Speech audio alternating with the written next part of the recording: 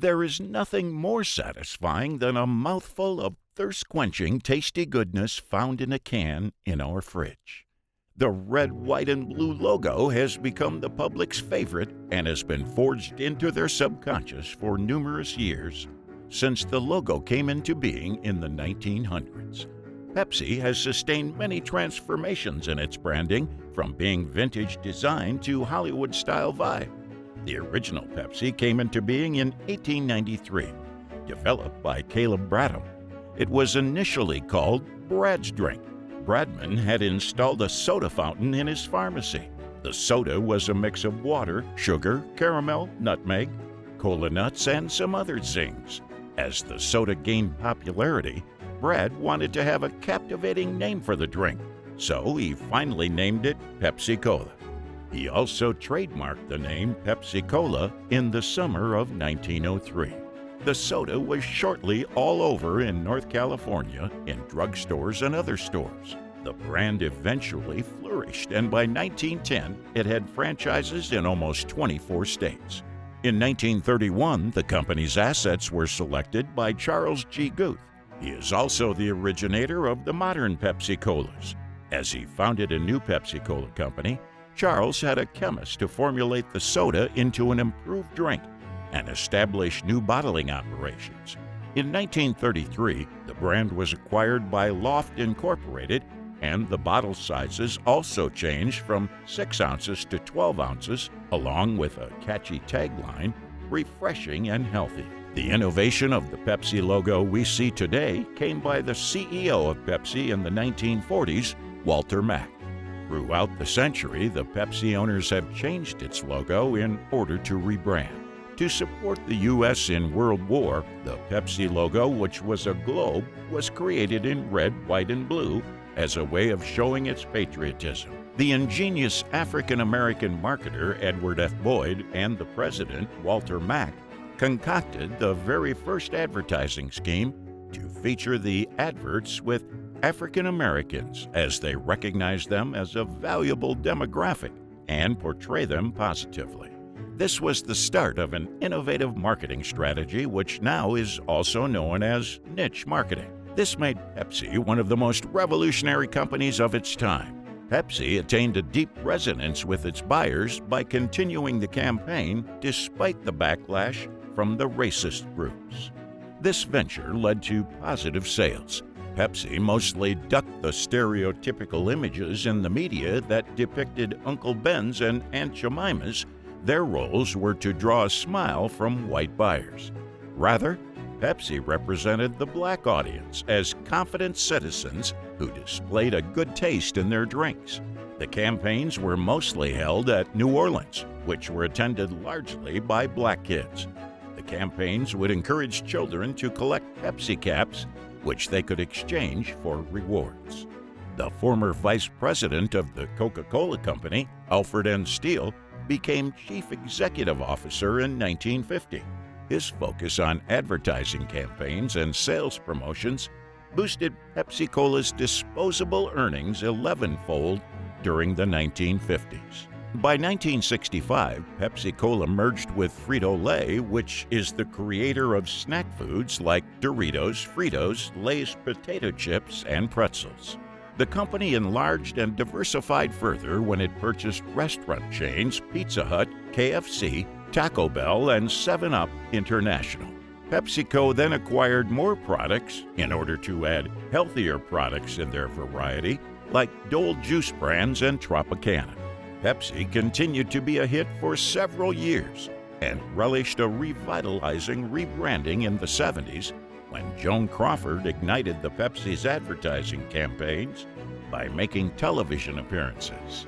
Pepsi continued to drive itself as an everyman's brand by sponsoring Major League Baseball, National Hockey League, and National Football League sporting events. Pepsi also fed towards a youthful generation by revitalizing its trademarks several times over to enforce the use of three-dimensional graphics, which symbolically tied it to the refreshing carbonated water and boosted the exuberance of the colors. The brand would launch into the world of Hollywood and pop culture by beginning a series of announcements steered by the likes of Michael Jackson, Jackie Chan, Shakira, Britney Spears, and Beyoncé.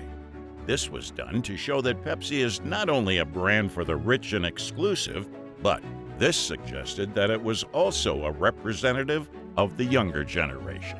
This resulted in sales boosts, which increased Pepsi's profits and instilled another reinvigorated logo in the public's mind. Even though Pepsi suffered many changes, it had a definitive place in the people's hearts, which remained unwavering across the globe.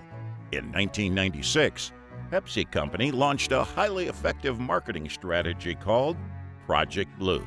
It was launched in numerous international markets outside the U.S. The project included publicity stunts like the Concorde airplane being painted blue. PepsiCo acquired Quaker Oats in 2001, although it was less for the healthy grains and more for the other big brands owned by this esteemed company. America's #1 hummus brand, Sabra, is also co-owned by PepsiCo.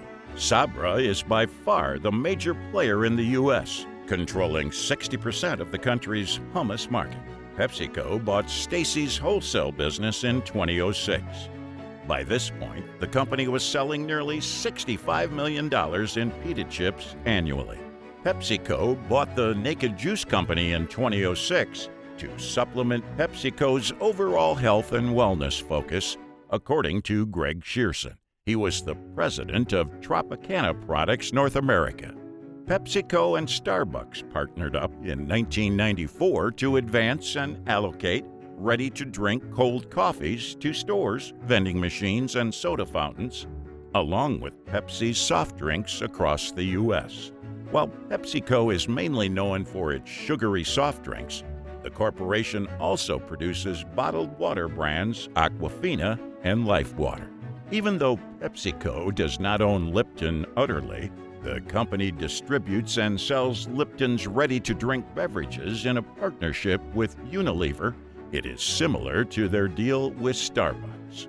Mirinda was made in Spain in 1959 and bought by PepsiCo in 1970. PepsiCo acquired SodaStream in 2018, a company that makes machines for homemade sparkling water. It also bought Costa, a British coffee company. There were other diverse streams created by Pepsi, such as Pepsi Man in Japan. It is an official Pepsi mascot developed sometime around the 1990s. Pepsi took on 3 various outfits, each one illustrating the current style of the Pepsi can. Almost 12 commercials were made starring this character. The Quebecois culture also embraced PepsiCo with the slogan, "Iciest Pepsi," in defiance of the drink being the world's favorite. There were also backings from French personalities like Claude Meunier. Pepsi has continued to increase its audiences and promote itself as a product which is not only tasty but also energizing. In the 21st century, PepsiCo placed an emphasis on enlarging its operations in other countries, particularly Russia, as it became PepsiCo's second largest market. PepsiCo Latin American business has become one of the strongest beverage and food manufacturers. It sells beverages, snacks, nuts across the region while employing approximately 70,000 employees in 34 countries and managing over 40 production plants and producing around $7 billion in sales yearly. Now, 70-plus years later, PepsiCo is a multinational manufacturer and supplier of soft drinks, food items, snacks, and different types of juices. PepsiCo circulated its products to more than 200 countries and generated a revenue of $70.37 billion. What began as an experimental drink in a small pharmacy on the corner of Pollock Streets has now become one of the most popular and liked drinks in the world.